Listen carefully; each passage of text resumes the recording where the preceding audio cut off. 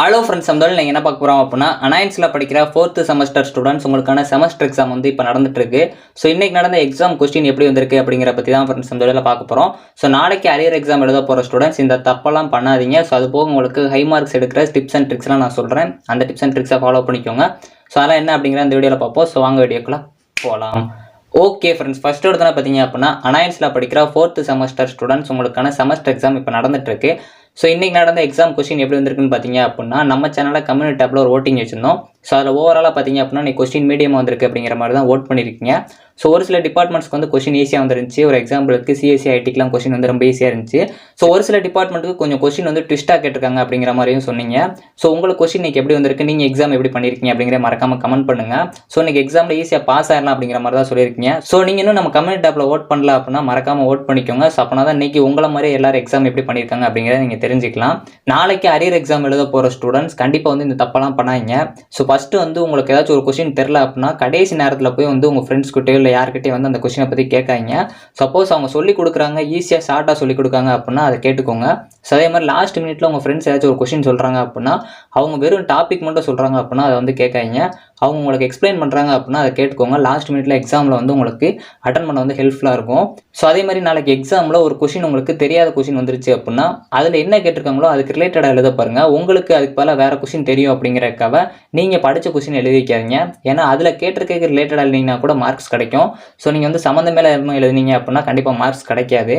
So அதே மாதிரி last மினிட்ல அரியர் எக்ஸாம் அப்படிங்கிறனால அவசரமாக வந்து நான் பாஸ் ஆனால் போதும் அப்படிங்கிறக்காக ஜஸ்ட் பாஸ் ஆகிறத மட்டும் எழுதாங்க. சப்போஸ் உங்களுக்கு மார்க்ஸ் வந்து கிடைக்கல அப்படின்னா நீங்கள் எக்ஸ்பெக்ட் பண்ணுற மார்க்ஸ் போடல அப்படின்னா கண்டிப்பாக வந்து நீங்கள் மறுபடியும் அரியர் விழுறதுக்கு சான்ஸ் இருக்குது. ஸோ அதனால் ஃபுல்லாக அட்டன் பண்ணுங்கள். எல்லா கொஸ்டின்ஸையும் அட்டன் பண்ணி எழுத பாருங்கள். பேப்பர் ப்ரெசன்டேஷன் நல்லா பண்ண பாருங்கள். ஸோ அதே மாதிரி லாஸ்ட் மினிட்ல யாராச்சும் உங்களுக்கு இந்த கொஸ்டின் வரும், இதை பார்த்துக்கோங்க, இந்த கொஸ்டின் வந்து அவுட் ஆயிடுச்சு அப்படிங்கிற சொல்லி உங்கள்கிட்ட சொல்லிட்டு இருக்காங்க அப்படின்னா அந்த கொஸ்டினை வந்து ஜஸ்ட் ரெஃபரன்ஸ்க்குனா பார்த்துக்கோங்க. அதை மட்டுமே படிக்காதீங்க. ஏன்னா ஸ்டூடெண்ட்ஸ் நிறைய பேர் வந்து லாஸ்ட் மினிட்ல கொஸ்டின் அவுட் ஆயிடுச்சுன்னு சொன்னால் உடனே அந்த கொஸ்டின் மட்டும் பார்த்துட்டு இருப்பாங்க. ஸோ அதனால தான். ஸோ அதே மாதிரி டைம் மேனேஜ்மெண்ட் கரெக்டாக வந்து ஃபாலோ பண்ண பாருங்கள். நிறைய பேருக்கு வந்து டைம் பத்த மாட்டேங்குது அப்படிங்கிற மாதிரி தான் இன்னும் சொல்லிட்டு இருக்கீங்க. ஸோ இப்போ உங்ககிட்ட ஒரு 10 ரூபா கொடுக்கும் அப்படின்னா அந்த 10 ரூபா கரெக்டாக நீங்கள் செலவு பண்ணணும் அப்படின்னா நீங்கள் வந்து அதுக்குள்ள ஒரு ஷெடியூல் வச்சுக்கிங்க, இதுக்கு என்னென்ன பொருள் வாங்கலாம் அப்படின்னு சொல்லிட்டு. ஸோ அதே மாதிரி தான் ஒரு டைம் மேனேஜ்மெண்ட்டை கரெக்டாக வந்து கீப் அப் பண்ணி இந்த ஷெடியூல் வச்சு அதை வந்து ஃபாலோ பண்ண பாருங்கள். ஸோ நாளைக்கு நீங்கள் ஆப்ஜெக்ட் ஓரியன்டட் ப்ரோக்ராமிங் எழுதுறீங்க இல்லை வேறு எதுவும் சப்ஜெக்ட் எழுத போகிறீங்க அப்படின்னா உங்களுக்கு வந்து மேக்ஸிமம் பார்த்தீங்க அப்படின்னா சப்டிவிஷன்ஸ் கொஸ்டின்ஸ் தான் வர அதிக சான்சஸ் இருக்குது. இப்போ 11 இருக்குது அப்படின்னா அதிலே உங்களுக்கு சப்டிவிஷன் 1 சப்டிவிஷன் 2 அப்படின்னு தான் கேட்க அதிக சான்சஸ் இருக்குது.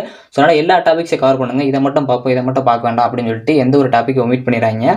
ஓவராலாக எல்லா டாபிக்ஸுமே வந்து கவர் பண்ணிட்டு போயிருங்க. அதோட கான்செப்ட் என்ன அப்படிங்கிறத பார்த்து வச்சுக்கோங்க.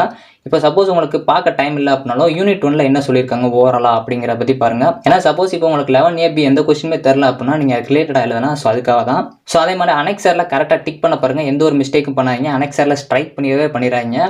ஸோ அதில் கேட்டிருக்க செமஸ்டர் நம்பர் கரெக்டாக வந்து போட பாருங்கள். நிறைய பேர் வந்து செமஸ்டர் 4 அப்படின்னு சொல்லிட்டு அரியர் எக்ஸாமில் போடுறீங்க அப்படிங்கிற மாதிரி சொல்லிட்டு இருந்தீங்க. அதை கரெக்டாக போட பாருங்கள். ஸோ அதேமாதிரி ஃப்ரண்ட்லேயே டிக் பண்ணுங்கள், பேக்லேயும் டிக் பண்ணுங்கள். ஸோ அதே மாதிரி எழுதுறப்போ எந்த ஒரு கொஸ்டின் ஸ்ட்ரைக் பண்ணாமல் எழுத பாருங்கள்.